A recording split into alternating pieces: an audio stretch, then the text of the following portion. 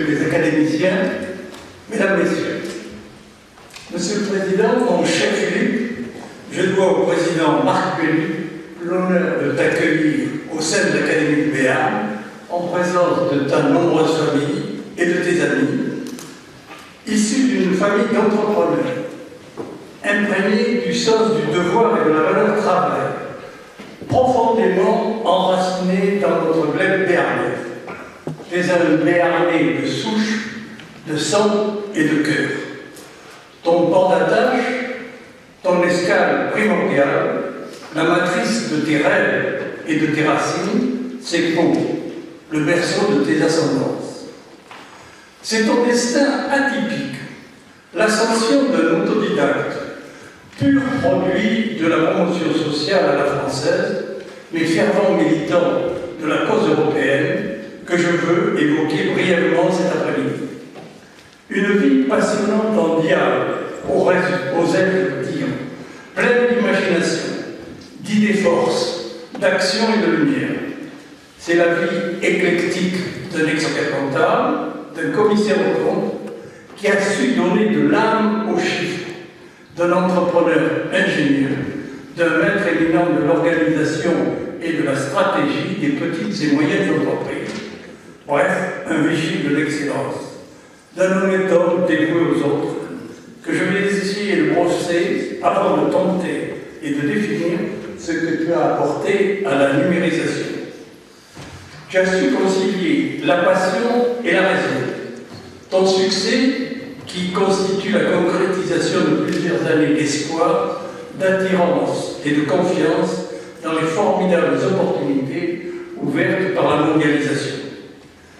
Après avoir développé ton cabinet dans le sud-ouest de la France et à l'Espagne, tu as intégré BDO, le 5e réseau mondial des cabinets d'audit et d'expertise comptable, et tu présides à ce titre BDO France, qui compte 45 bureaux et 1200 collaborateurs. Engagé depuis plus de 20 ans dans les instances représentatives de la profession en France et en Europe, tu as présidé le Conseil supérieur de l'Ordre des experts comptables, avant de représenter la France au bureau de l'IFAC, l'Organisation mondiale de la profession, dans laquelle tu animes la commission technologie. Le gouvernement t'a confié une mission de réflexion sur l'accompagnement des PME et des TPE dans leur transformation digitale. En 2016, tu as publié un premier ouvrage préfacé par Emmanuel Macron, ministre à l'époque, intitulé L'expert comptable et l'époque numérique, et l'économie numérique, où ta fibre littéraire, humaniste, a exprimé avec précision ta pensée prospective.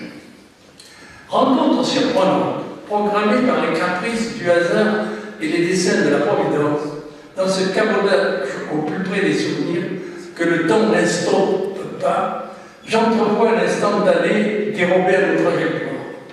Je t'ai connu quand, escorté de ton père, maître tailleur réputé, et de ton oncle, Henri Moule, champion de France de rugby en 1928, tu dévalais la rue du 14 juillet dans la nappe des supporters de la section paloise, direction le stade de la Croix-du-Prince. Bien plus tard, nos discussions économiques, la confrontation de nos idées, de nos raisonnements, de nos options et de nos logiques, de nos arguments, de nos convictions, de nos multiples projets enthousiastes furent le lien d'une estime réciproque et d'une amitié indissoluble.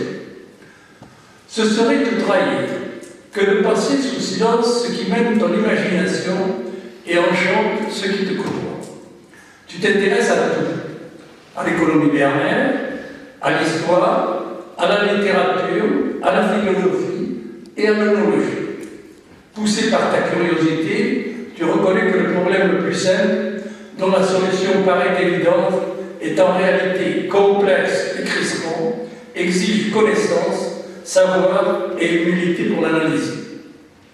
Avec une soif de vérité inextinguible, ton cerveau vif, bien organisé, joue sur la simplicité. C'est ainsi que lorsque je t'ai sollicité pour prendre le relais de l'animation du think tank, le chiffre à la plume, malgré les devoirs de ta charge, tu as accepté, sans l'ombre d'une hésitation. Max, c'est oui, comme tu veux, où tu veux. Depuis 2018, tu as donné un élan nouveau à ces rencontres d'économie, dont la prochaine se déroulera au Palais Beaumont le 25 septembre 2019 sur le thème de l'énergie.